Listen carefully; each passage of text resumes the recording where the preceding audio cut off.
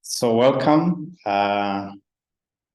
researchers, people from the academia, practitioners. Today is a special day on the 12th of 9th, 2023, as we want to just have a brainstorm on how to increase the output and use the use of research and evidence in this continent, especially in relation to children, sexual violence issues, and overally. We're going to have about 1 hour or so, depending on how many questions you have. You'll allow us to stretch it a few more minutes, but we intend to finish by about 7 p.m. East African time. This meeting has been organized by a number of organizations, and as we proceed, you'll be able to hear more about them. But permit me to quickly give a background and say we've had scholars, some of us also in the research space, very concerned about the amount of research data that we find available. And when you do a meta-analysis or do systematic reviews, you find that we are not having as many quality papers, research papers that can be referenced from our continent. And sometimes I ask myself, which one comes first? Is it the lack of research or poverty, if I call it that?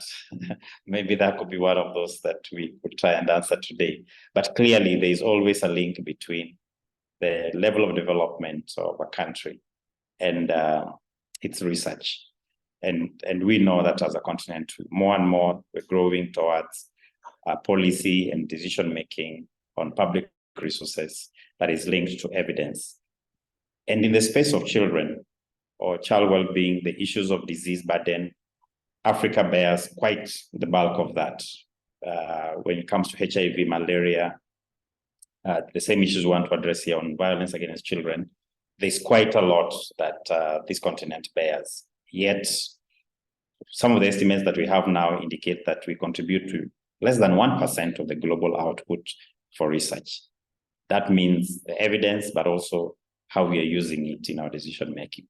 So we just want to explore what can we do differently and perhaps also link you to some possible resources that are there. And joining with me are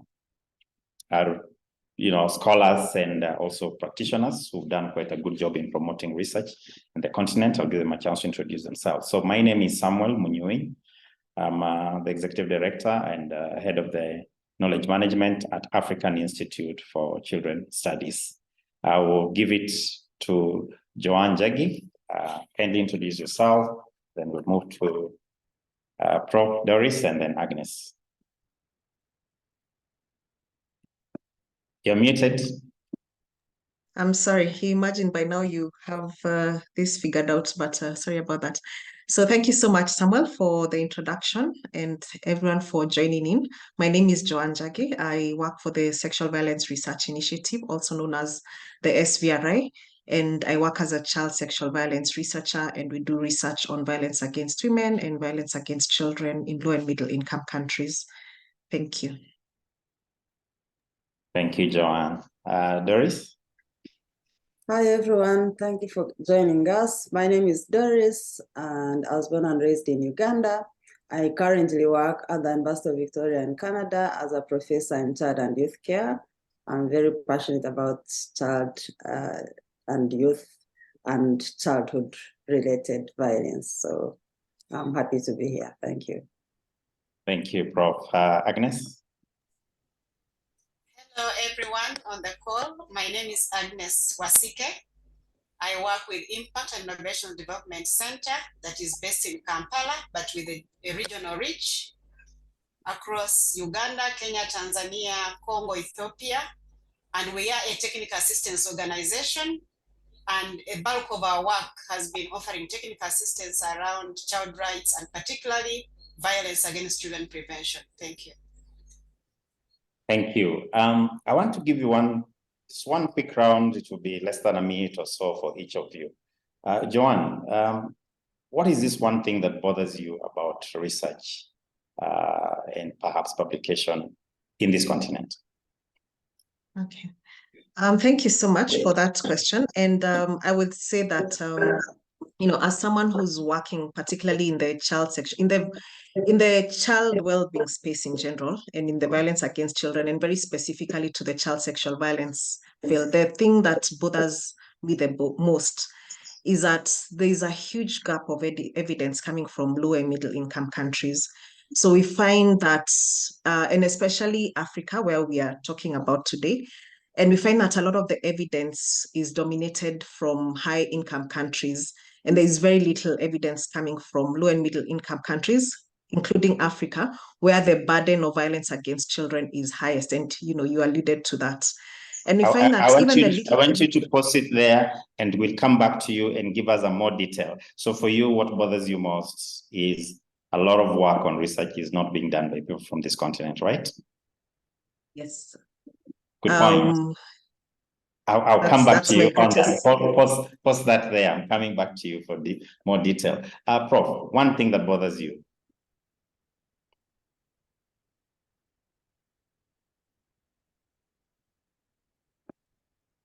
Not yet unmuted. Okay. So the system wasn't allowing me to unmute myself. Yeah, coincidentally, the same thing bothers me actually. The fact that there's so much research being done on the continent, but by I don't know, for lack of a better word, I would say non-Africans. And therefore, that bothers me, and I can speak more to that in a bit. Thank you. Agnes. Yes, for me, what bothers me is the fact that the people who are doing the bulk of the work to intervene in the issues of poverty, protection of children, are the program implementers. But the knowledge that they gather over the years is invisible in the space of publications. It remains gray literature that is nowhere in the space of research, and that bothers me. Thank you. Wow, I think I shared with you on that often people will say, well, we've done this for 10 years, it's working. And then you tell them, can you show me it works? And they can't put it, perhaps is that where we have a space for storytelling? We'll come back to that. Joanne, I want you to build on what you started on. Kindly, you were beginning to tell us why it bothers you, the link between the amount of research that is done by us. So what is the status of contribution to research by Africans in Africa? Well, in terms of the status, I would say that, as Professor Kakuru just said, that when we have evidence, it's mostly generated by Western scholars, non-African scholars. So in many cases, they don't have the lived experience, which is important in terms of understanding the nuances, because, experience, you understand a context based on your lived reality, based on your experience. But also something else is the quality of research that we have, because we see that we don't have a cohesive evidence base for the field. We don't have a cohesive base for evidence around violence against children. There are many methodological and knowledge gaps. There are so many things that we do not know. I saw a question around interventions for offenders. We don't have enough evidence to say what works. So, and there are a lot of ethical concerns. I saw a question around CSOs hesitating to obtain ethical clearance. So there are ethical concerns in their kind of data or research, evidence that is available. And we also see that in the area of intersectionality, a lot of the research leaves out children who are often facing the highest, the greatest vulnerabilities, the greatest marginalizations. We have very little research on violence that is perpetrated to children who are, say, who have children with disabilities, or children who are living in conflict and humanitarian settings. So overall, there's also a tendency to lump issues together. For instance, now the field sometimes is called violence against women and girls. But then when you look at that kind of lumping, you see that there's more tendency to look at issues affecting women, but not girls who are children.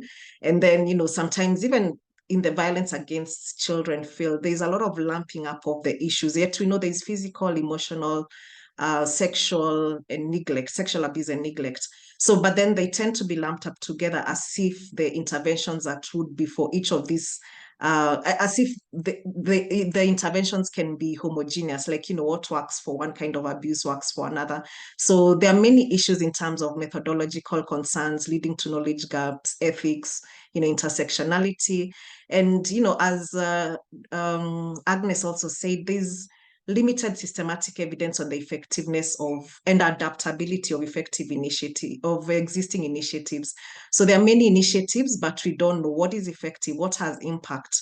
And this all boils down to the fact that, violence against children in Africa remains under-researched, consequently under-resourced, and there is greater need for scientific rigor to inform practice, funding, advocacy, etc. So I'll leave it at that. I could say more, but I think I will leave it at that and build it on as we move along.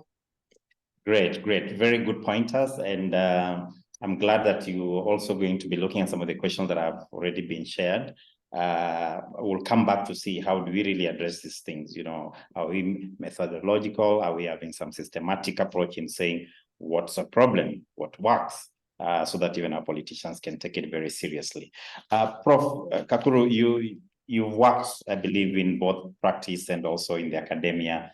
Could you just help us understand from your experience, what do you see as factors that are leading us to where we are? Yeah, thank you very much. Just to build on what John has just been talking about, I want to believe that there's an urgent need for us to change the status quo.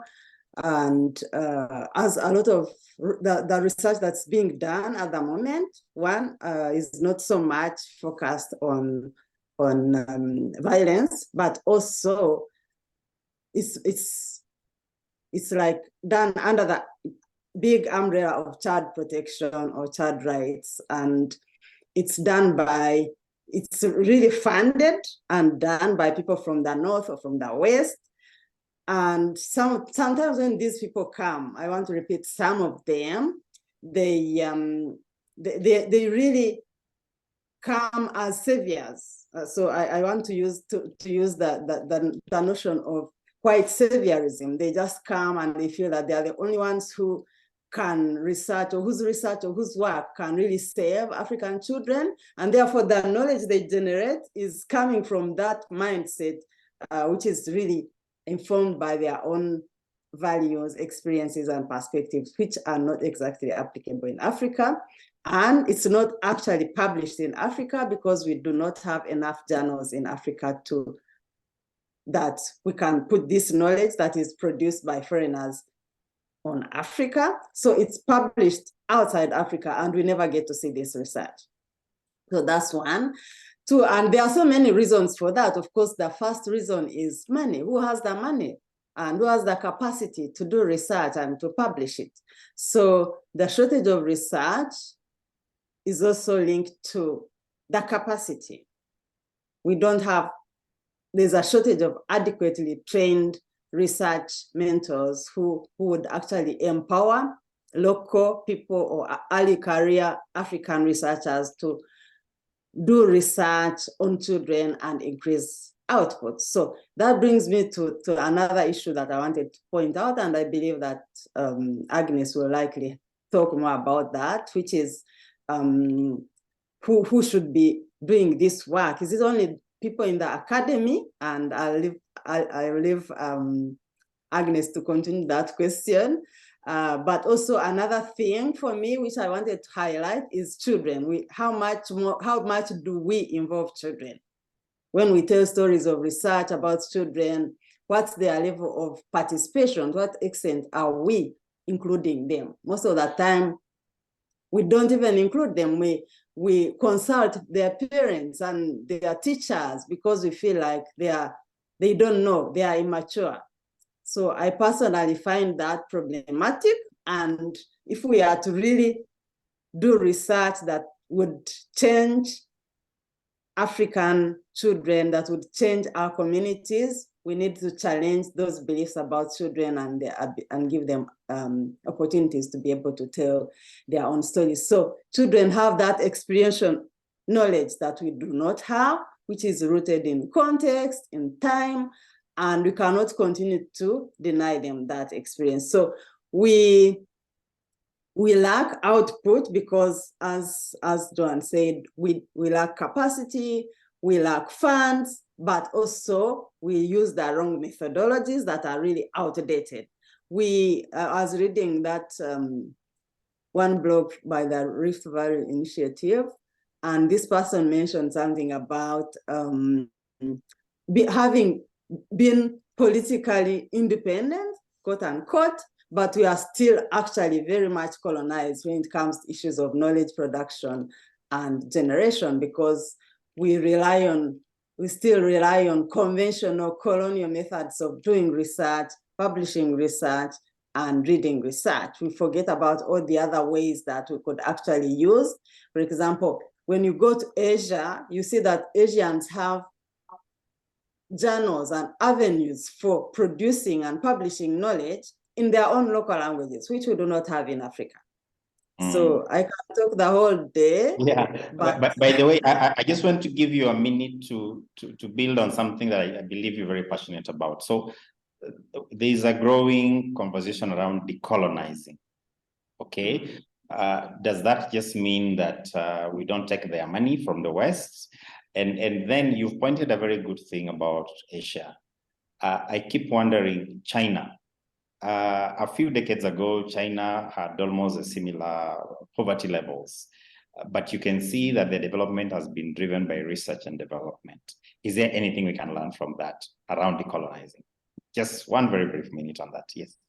Yes, of course, we have, language is very, very important, because when we do not use our own languages that people speak and understand and are able to read, we can produce knowledge, but it will remain in the shelves. Nobody's going to read it. That's one.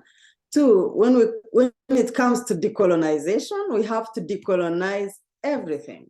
Like, based on really what happened with colonization, Africa should no longer be subjected to the kind of theft of knowledge that is happening at the moment. And I read something from one of the articles Samuel sent me a while ago. And this person was writing about the notion of helicopter science.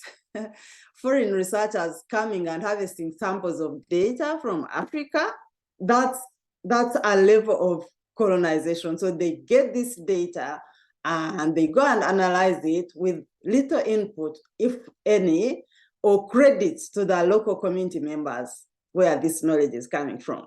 So that's a level of colonization that we need to free ourselves from. We need to drive our research and prioritize what needs to be researched. Good point. Agnes, before we go into the questions, I would want to hear from you, going back to what bothered you most, that our practitioners are doing work and they cannot demonstrate effectively that what they're doing counts. And maybe, I don't know whether from your end, you see a connection in that problem with fundraising for nonprofits that are trying to do their work. Yeah, thank you very much, Samuel. As I mentioned, the knowledge that is generated over the years through implementation from programs that are working to protect children from violence are not visible. Before I get into the area of fundraising, I wanted to mention that it's also because the research is most often focused at searching for problems. It's like there are no solutions yet. Each time that surveys are done on children, it's like problem focused, and there's no provision for a solution focused research. And that leaves the practitioners almost like spectators in their own field, where they're actually the leaders who are implementing and generating knowledge on a daily basis. But then even the few who generate the knowledge, it's already almost prescribed from design of projects the kind of results measurement that they have to focus on. So a lot of knowledge that they generate through implementation is nowhere captured, and it's not visible in the final reports.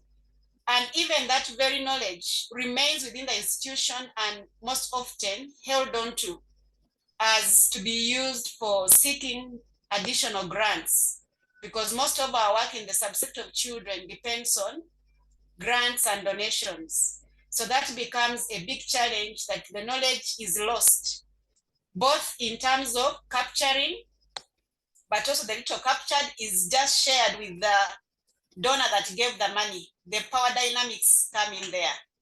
Yeah, so I could probably pause for a moment on that. Wow. Great. So I want to give the three of you an opportunity to begin telling us what can we do to fix this, and then we'll go into the questions from what we gathered from those who sent, and then open it up to a few people who may have questions. So maybe Joanne, because you've taken a bit of breathing time, in your opinion, with the issues you had raised, the science of research and all that, what will you say are some opportunities to increase our research output? What can be done? And you could share from the experiences of your organization, SVRI. All right, thank you so much, Samuel. In terms of what can be done, and we have talked quite a bit about capacity, because research, to do good research, you need to have the capacity to do it, the skills, particularly because it's a methodological process. So we need to strengthen capacity. And maybe I can take this opportunity to talk a little bit about what we are doing at SVRI. So SVRI is an organization that supports evidence building for the field of violence against children and violence against women. And one of the ways that we do this is through research grants to organizations in low and middle income countries. And Africa is obviously, a lot of the African countries are in low and middle income countries. So we usually have annual opportunities for research grants around violence against children, violence against women. But we also note that there's a lot of shying away from research on violence against children, particularly violence against children with focus on child sexual violence. So a lot of the applications that we receive are on violence against women. And we also note that could be because there are many capacity issues, particularly when it comes to doing research on sensitive issues around children. And so one of the things that we're also doing at SVRI is capacity strengthening through online courses. So we have a number of online courses. And if I could talk about some of the ones that we have an online course on violence against children, which talks about measurement of how to measure violence against children, how to conduct research, key concepts. And it's quite basic and it's self-paced, anybody can take it.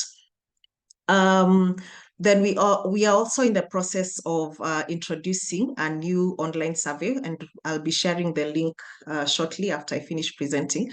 So we have a new online survey. So we want to look at what are the capacity gaps, because there are many in terms of the areas of violence, because there are many areas of violence. Yeah, there's issues to do with sexual violence against women, different, but when it comes to child sexual violence, there are very serious capacity gaps.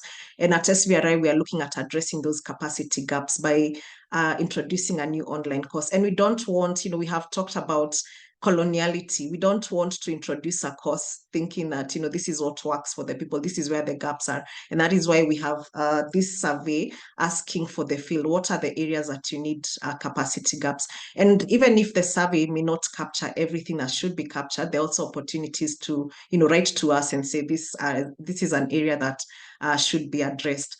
But I think that also what we need to do as the field, African researchers, Africans working on child welfare issues, capacity issues are very, they are not easy to address. And even after taking these courses, they may not address all the capacity issues.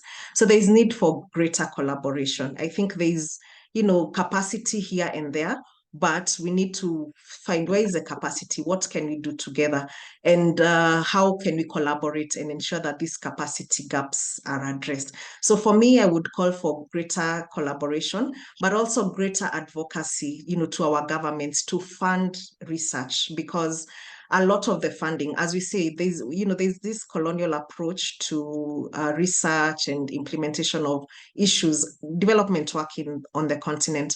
But it's also because where is the money coming from? Of course, where the money comes from influences what is done, how it's done, etc.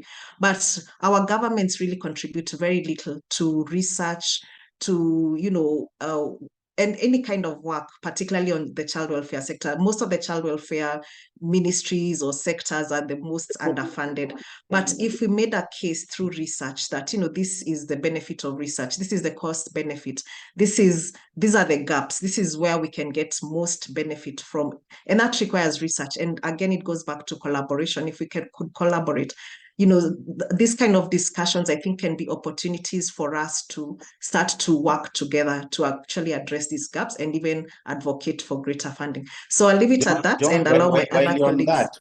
When you're on that, I have once applied for SVRI funding, and I see you had a call for the 2024 research grant, which ended, unfortunately, it closed in July, of between $40,000 and $150,000. Yes, which is good money. What are the common mistakes that we make? I mean, I applied, I did not even get a response. I guess, I don't know if my application was so bad. I think, it's a very merit-based process. I must say that. And so it's a transparent merit-based process. So the best proposals get funded. And to make sure that your proposal is the best, then you really must be methodologically sound, it must be ethically sound. And I talked about issues to do with methods and ethics. And this is where the area of capacity strengthening comes in. And this is also why at SVRI, we are doing all these online courses, all these knowledge online learning events. We usually also have a conference every year where we get to hear what people are doing out there, particularly with focus on violence against women and children in low and middle income countries. So one of the things that we are doing, of course, there's a capacity element, because low quality proposals are not, and I'm not saying that yours was, but of course the grants are not many. So of the best have to. So again, it's an issue to do with capacity. And that is why I'm also saying that collaboration could be, like if we collaborated, if 5 of us here got together and said, you're an expert in qualitative what, you're an expert in this, why don't we put together a very solid and strong proposal? And that would be possible, because I think there's also this very siloed approach towards, I want my organization to be the one. But if there's collaboration, definitely you learn from each other, you get to do very good quality proposals, and but also the opportunity to build capacity strengthening. I think it's important to and again, I'm going to talk about the courses that we have, that's one of the ways to strengthen capacity, and there are many other ways to strengthen capacity, and collaboration is also another way to strengthen capacity. So I will leave at that. And I think a very good point made, that collaboration, so that we build on our strength. I guess that's what they do in the West also, those who get these grants. But Prof, Doris, it looks like you are the problem. You are not teaching African researchers good science. Is that the problem, or what can we do differently? Why are we not getting many of us winning these grants? Yeah, I want to believe that first of all, there's not enough research funding opportunities for African-based scholars and researchers and civil society organizations. Most of the funding comes from the North. So one of the things we need to do is to collaboratively lobby our governments to prioritize research funding, so that there are pools where people can go and compete. As you can see, SVRI is not a government entity. So there are a few organizations like that which have funding, but what are our governments doing? African government. If you go to the north, there's always a lot of government funding that goes into research, and it can go to organizations, it can go to individual researchers. So we are missing that in Africa, because I believe not because we are poor, but because we are not lobbying enough for it. So that's one. Once we have the money, then of course would have the ability to do some sort of experiential learning for our people, for ourselves. Because when you teach theory, you really are not gaining as much as when you teach with practical happening concurrently, practical work happening concurrently. And then, of course, another thing I believe is I can talk about the fact that we are ignoring the research. There's a lot of knowledge that's generated by, as Agnes said, grassroots organizations and actors. And we don't even need to go and research. The information is already there. We just need to get that information and use it. So that also takes a certain level of skill, requires a certain level of skill. So yeah, I can agree that we are not doing enough of training, but that's just part of the problem. Great. You know, you mentioned storytelling or storing, and I guess you also meant that there could be ways we could say this, and maybe if we have time, we'll come back to that. But I want to give Agnes a chance to tell us what is your organization doing, and you could introduce it again for those who came in late. What are you doing? What can we learn from that to address this problem? Thank you, Samuel. As an organization, Impact Innovation Development Center, in the area of research, we are not a fully-fledged research, but we are supporting organizations around learning from their program work and being able to help them to grow the level of knowledge that they generate, which is very basic, to recognize that, yes, we are currently having a gap, that practice-based knowledge is not recognized yet within the evidence hierarchy at the higher level. It's actually at the bottom as a professional opinion user. But seeing how we can work together through a knowledge hub on violence against children that is called VACNets, where we have expert facilitated webinars for people interested to journey with us on the road to evidence-based programming and eventually practice. And within that, we have peer sharing of knowledge through thematic groups around different outcome areas on violence against children. And we are hoping that together, as we gain and build trust, which is very important for people to share and exchange knowledge, we can be able to work together to co-create analysis framework for evidence from practice, so that we can be able to sieve the evidence and we are able to sharpen one another, so that we are able to collect some good quality evidence and package it well into a user-friendly manner that can be recognized as evidence from local innovations and indigenous knowledge. That's what we are doing at the moment, and I encourage those on the call to join the VACNets Virtual Hub by subscribing. Sam will share the link with us in the chat. Thank you, Sam. Thank you, Agnes. And I give testimony that you helped us to document one of our work on online safety, which was a research that perhaps we hadn't really perfected how we presented it, and we appreciate that. I think that's the way to go. I want to share at this point my screen, because I see we have about 20 minutes. And let's see what are some of the questions that have emerged this far. Great. So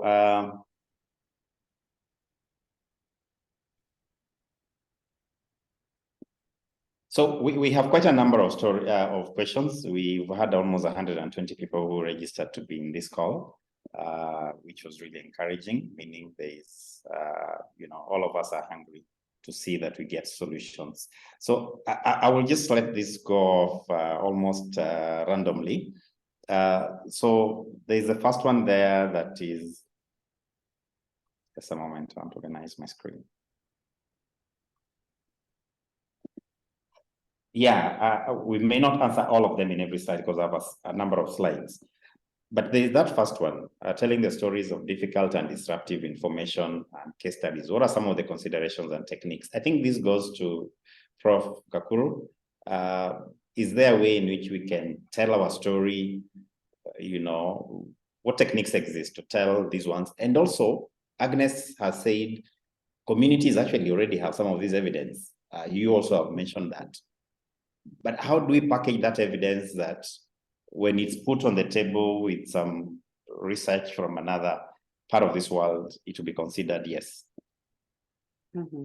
Thank you very much. I think that's a very good question, because usually research is disseminated in the form of reports, 40 pages or journal articles of 15 pages, and not everybody has that patience or that interest or that ability to sit down and read a 15-page paper or a 30-page book.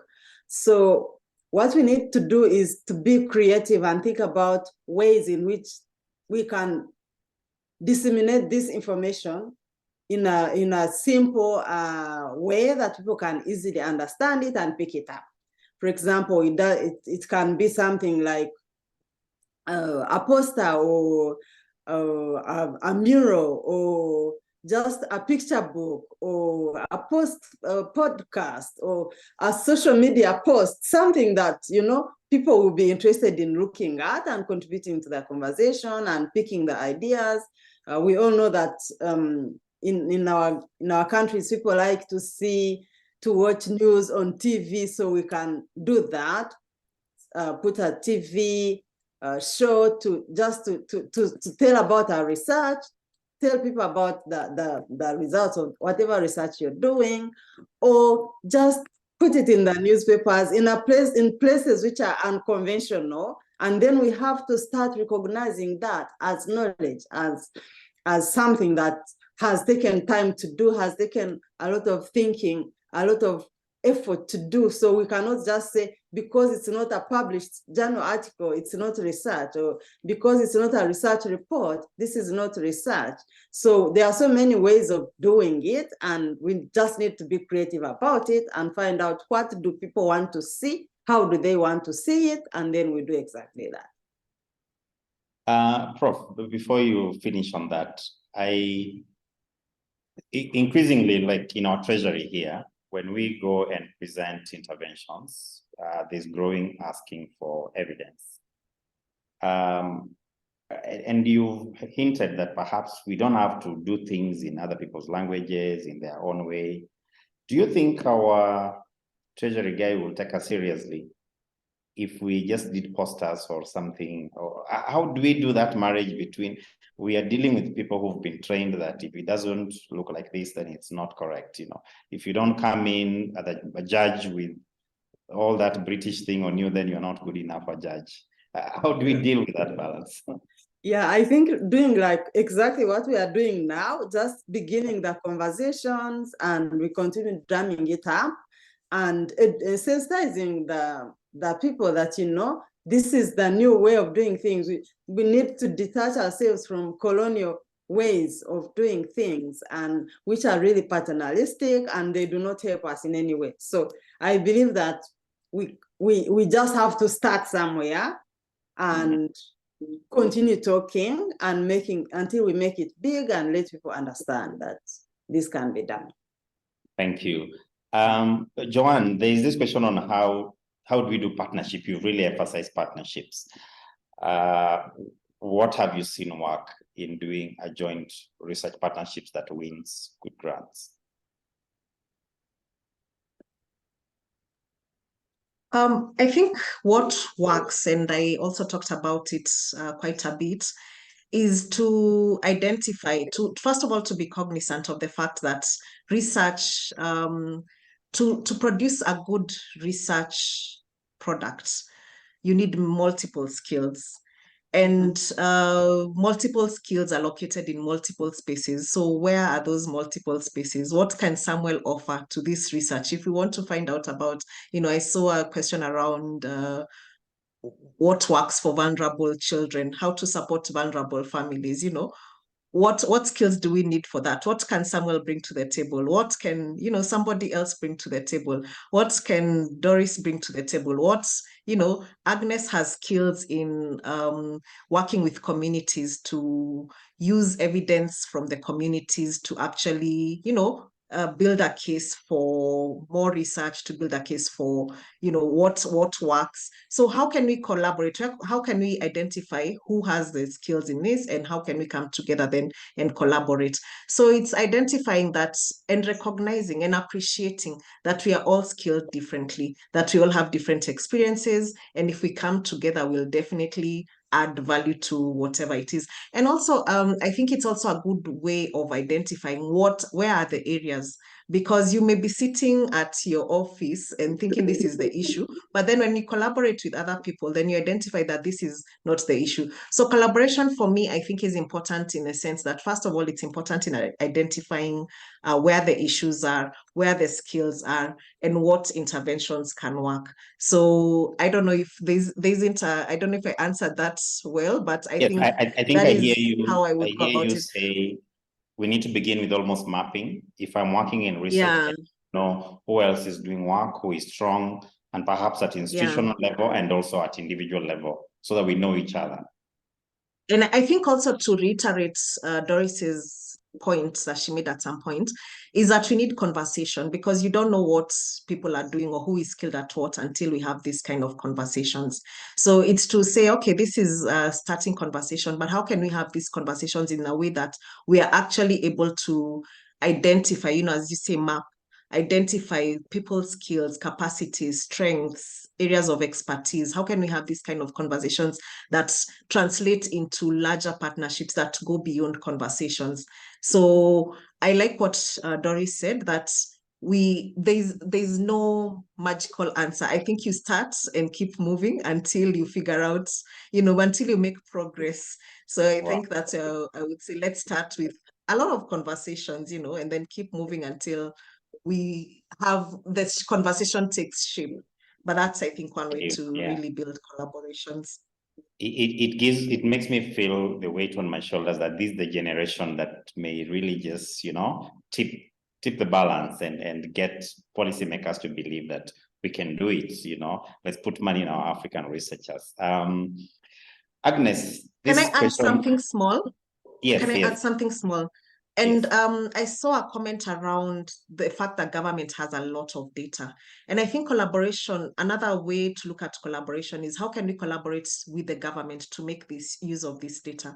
Because, as Agnes said, we are constantly looking for problems. But first of all, there's quite a bit of data which is not used.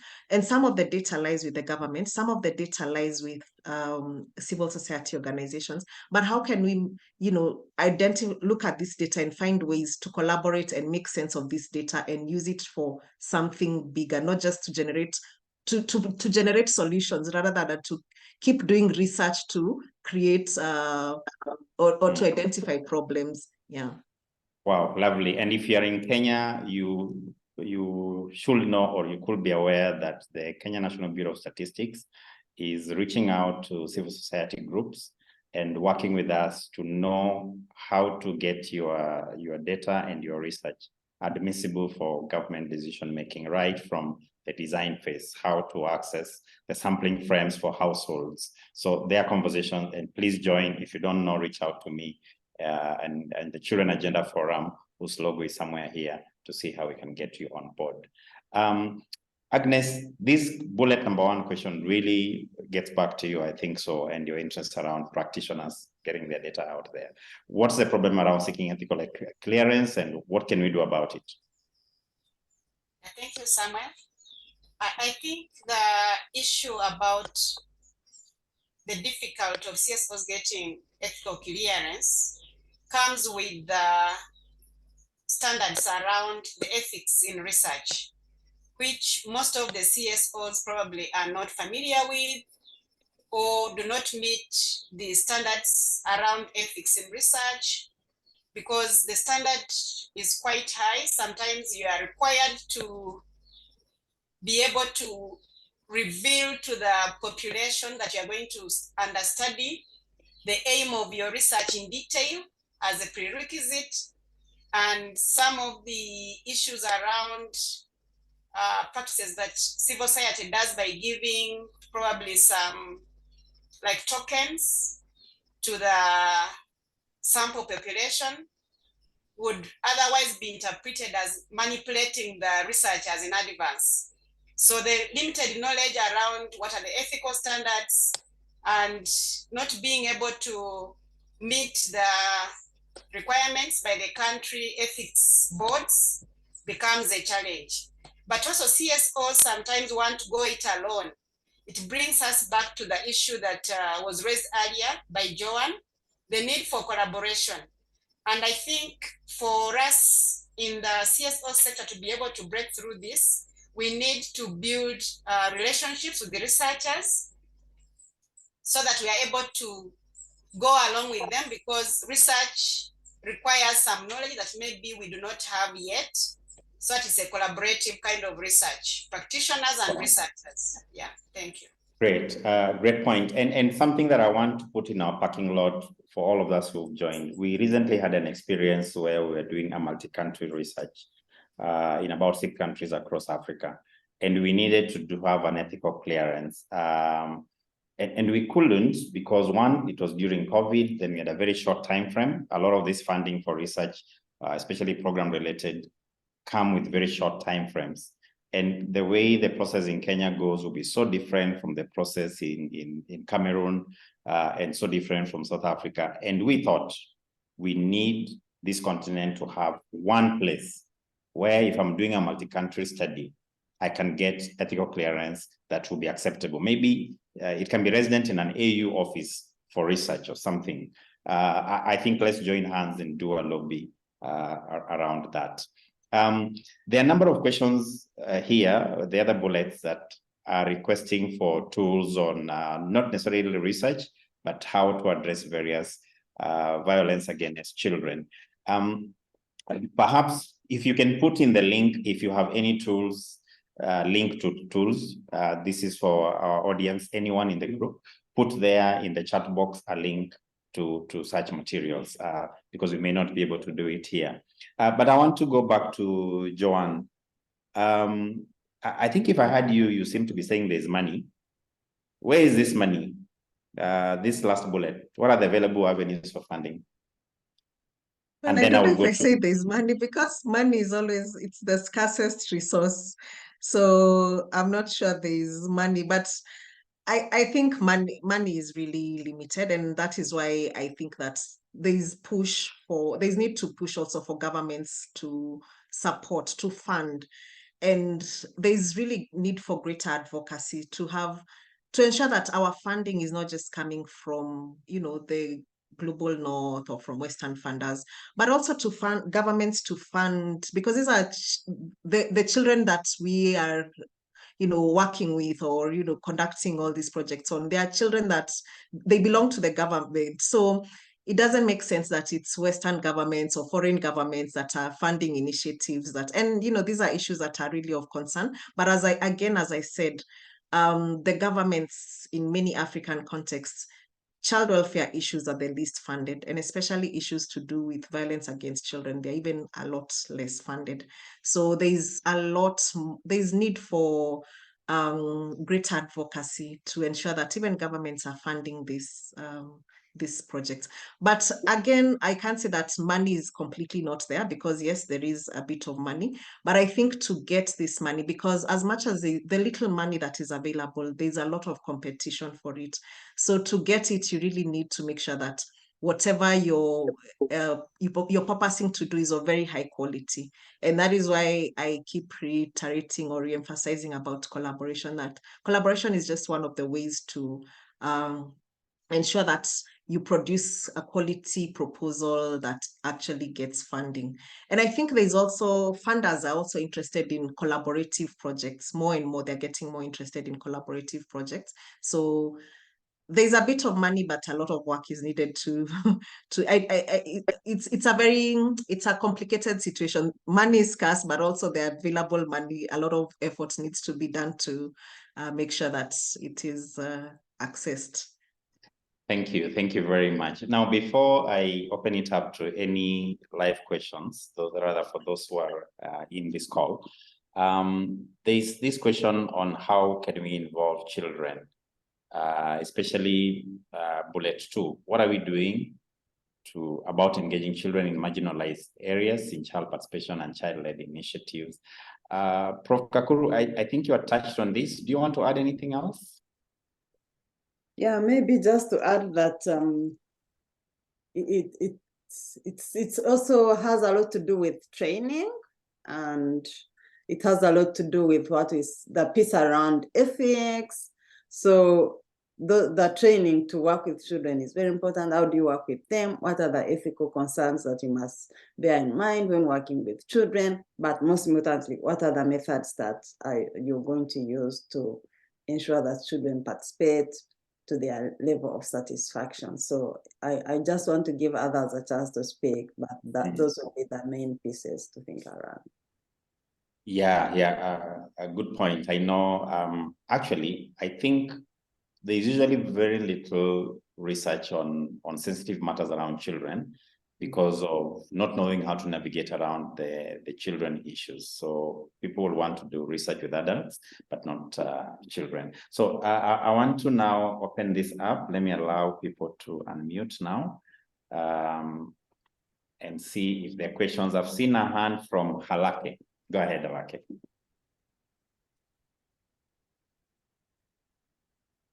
Hello, good evening, team. My name is Mohamed Alake from Isiolo County at the Jabesa Foundation. I joined the forum yesterday through a friend known as Abdi from Galkind in Garissa. It's a very interactive and very important forum. We have been doing activities in children protection in Isiolo County. And I am happy to be joining this meeting and at the same time joining the forum, Children Agenda Forum. And I'm expecting to learn more from my team, and also wanted to share more about our experiences at the pastoralist region. Otherwise, I really appreciate for this meeting, and we can keep on engaging one-on-one. Thank you. Thank you. Thank you, Alake. Actually, that's really what we want. How do we get communities? You may notice one of the logos that is part of this this webinar is what we call Consortium for Imagining Humanitarian Action, CRHA. It is one that tries to bring together local organizations, especially in East and Southern Africa, to bring their knowledge in what works in addressing issues of climate change, issues of food security. So we welcome you into that, and we can drop you in. Angela, go ahead. So issue climate change, food security. So in line here to food security is sustainable livelihood. Angela. Yeah, someone was talking, so I thought maybe they hadn't finished. Thanks, Sam, and thank you to the panelists for such an engaging conversation. Maybe just a contribution on the engagement of children in research. I'll just share an example of a research that we did that was in 4 countries, and we actually did participatory workshops with children where we used, art and other activities to even talk about sensitive issues such as, child exploitation, including sexual exploitation and trafficking. And the approach of the technique that we used was, working with children to create avatars so that they don't have to talk about their own experiences, but they can be able to share what risks exist, for example, for children with sexual exploitation or any other form of exploitation. And it was quite informative, I must say. And in the end, because part of it was also evaluating some of the programmatic approaches that we use as an organization, Teredesum. And in the end, some of the feedback that we got is so interesting that we're actually using it to improve on our programming and engagement with children. So there are ways and techniques that we can actually be able to use to do research on sensitive issues, with children, is all I wanted to say. Thanks. Thank you, Angela, for sharing that experience. And I think we need, especially if we can document these things very systematically, it helps the next person. Sometimes I've been in meetings where someone is so passionately saying something around an intervention. And I'm thinking, I said that and we did it in 2003. Don't start adding my age where you are, but it can, I mean, the disappointment that I get is, what you're saying, we know it doesn't work, but perhaps the mistake is I haven't shared what needed to be. Thank you, Angela, for sharing that. Let's document. David Okimait, go ahead. Thank you very much. So my name is David Okimait. I'm from Uganda. Thank you for putting this together. I bumped into this through a friend.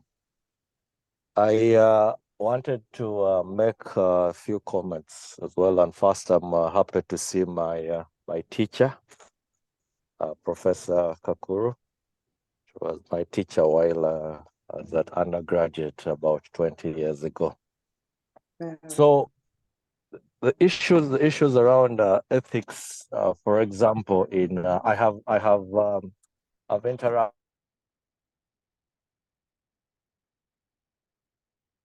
while I was doing my doctoral studies there.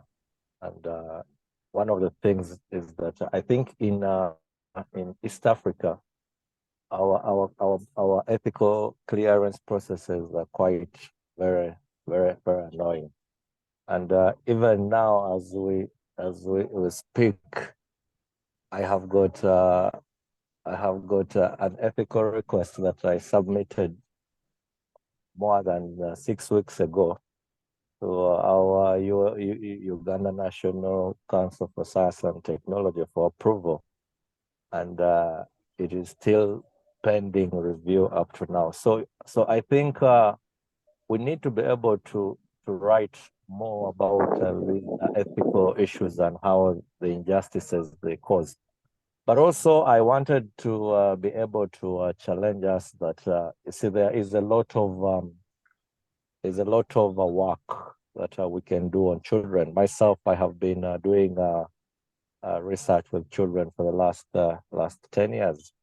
And then, you only hear about these kind of platforms once in a while.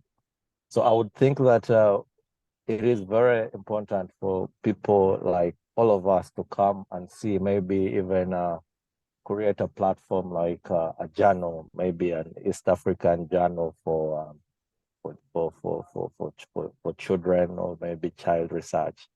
And we'll be able to publish our work, with peer review our work, and be able to publish our work, organize conferences on child and young people centered issues, and be able to to do a lot of publication. So I think this is some of the collaboration that we need to be able to do. So it becomes very easy to be able to get funding if we have got organized the systems and our numbers are big, and we're able to say maybe annually be able to meet and be able to present our work. I thank you. Thank you, David. Thank you. And I know we are 5 minutes past our time. We started a bit late, so if you allow us just another 3 or so minutes to wrap up. But David, you've spoken into one of the things we wanted to promote. I don't know how many of us are aware about this conference coming up on between the 22nd and the 24th. It's called it's the second International Child Protection Conference in Africa. We did the first one in 2018. It's supposed to be every 2 years, but because of COVID, we missed. And also it's hosted in Nairobi. So last year it was not very easy with the elections. We are a bit We weren't sure how the calendar would look like. But kindly, we want you to send. We've called this call for proposal. It's been running for about 2 months. I think we have quite a number of papers, but not the numbers we would want. Please send in your abstract and also register to participate here in Nairobi. Now, like David has said, it has to go beyond having a conference and walking away. How do we document? So when we did a conference in 2016, we came up with a journal. This journal is trying to bridge the academia and practitioners. So the Institute for Child Development at Daystar University and my organization, the African Institute for Children's Studies, work together in getting this. And it's been supported by quite a number of organizations, including the government. So I want to invite you to publish. I think let's grow our own. That's what I heard Prof. Kakuru say. You don't have to, if your neighbor's house is better, you don't move to their house. You work in your pace to do your own. And I think that's what we should do. So I invite you to reach out to us at African Institute. I'll post our email and also, work towards submitting your abstract towards this. I want to give a final, I didn't see another hand up. So let me give a chance to my, okay, Dr. Muhindi, go ahead. Dr. You can unmute. Okay, thank you very much for the wonderful webinar. And I think this goes a long way to harness the knowledge that we have in terms of undertaking the research. And thanks Arod Sami for indicating that we have a conference. And this is one way of inviting and having people presenting papers that have been researched on violence against children. And I think again, there was a mention about the government collaborating with our organizations. And I think this is important as from where we sit and from the government of the people represented here. It would be worth that they work closely with the universities so that they're able to come up with programs and interest the academia. Academia, I think they need also to purposefully refocus on the area of research within the violence against children. Otherwise, thank you very much, and look forward to participating in this conference, present as many whatever papers that are possible, and I think we're coming close to the end of the call for abstracts for the research. I just want to say that, and thank you very much for organizing this program. Thank you, Dr. Irunge. And indeed, there was an extended call for abstract for the International Conference on Child Protection. It's up to 15th. So I think that's Friday this week. Please, just 300 words. And once we get your abstract, we can work with you to build them into a 2,000 word and publish it in our journal. One final comments from my colleagues. Let's begin with John, then Dr. Kakuru, and then Agnes, and we'll close. All right. I think when we started, we were interested in creating knowledge, generating knowledge, increasing knowledge on the continent by people from the continent, African knowledge produced in Africa by Africans. And I really like the discussion and how it's gone. I like some of the ideas that have been generated here, the ideas around publishing more, having our own journals, because a lot of the journals, like a lot of the time I look at journals, even if it's published by an African, if the article is published by an African, it's still in a Western journal. So why can't we have an East African journal? Why can't we have an African journal? I also liked the idea of having a repository where we have access to knowledge on different issues, different themes surrounding, violence against children, issues to do with children. And I think those are not things that are completely beyond us to do, because we have skills, we have the capacity, and we have the know-how, so we can do it. We can actually find innovative ways to ensure that there's actually knowledge. We have access to good quality knowledge it's available, it's accessible, and it's actually produced by Africans, people who have context. For me, actually, I think that it's important for Africans to produce knowledge because we have the context. And when we do research, then it allows us to produce a more nuanced understanding, or to give a more nuanced understanding of what the data is saying. So I will leave it at that and hand it over to my other colleagues. Thank you, Prof. Thank you very much, Samuel, and thank you everybody for coming. I think it was a very fruitful conversation. I just want to reiterate the fact that we can do this, and yes, we may look like we don't have the resources, maybe we may look like we don't have the capacities, but I think the first thing we need to do is the decision to start changing the status quo, to start improving the landscape, the research landscape on the continent.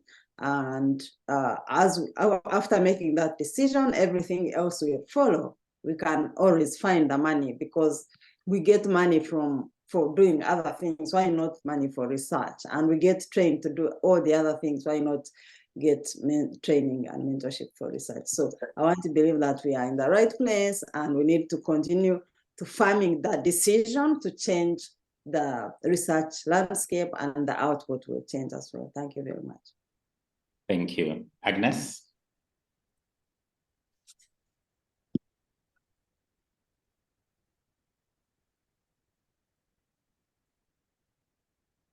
If you're speaking, you're muted, Agnes. Sorry. So thank you, everybody. And Sam, the moderator. What stands out as we end for me is the rethinking around strengthening collaborations between practice and researchers, but also for us as practitioners to be a little more innovative on how to get funding for research, as integrating it in our program design, so that we are able to walk along with researchers and they are able to support us in every way possible. If we can intentionally integrate it as part of knowledge generation and building evidence, that would be very good. Thank you. Thank you very much. Thank you. You've been really a very able panelist. And I think more importantly, we've mentioned quite a number of times that collaboration. So I'm really hoping we will continue to work together to make very visible a platform for where people can collaborate. At AICS, we run something we call associates. You can be an associate. Currently, we're just using social media, a WhatsApp group, and we allow you to connect with one another, whether you're a health expert, protection, education, any area of subject matter expertise. But I think we want to move into institutions being able to work together, because then when AICS works with SBRI, IIDC, then we are able to influence governments into where we put money. There's money from groups like NACOSTI in Kenya. That's the national authority that gives permission for research. They also collect money from us, and that money should come back and fund our own research. So I think there are opportunities for us if we work together. I don't have to be a statistician, but I can know who is a good statistician, and instead of struggling to write my own methodology, bring in those kind of experts. So involving children, and there are ways in which it can be done, and it's been done. Let's document. Lastly, we invite you to the International Child Protection Conference. It's a platform to network. It's a platform to show what we are doing. The more we do this, the more we become greater. I really want to thank everyone for joining and look forward to further engagement. We'll share the recordings with your permission. So thank you very much, and have a great morning, a great evening for those who are closing out the day.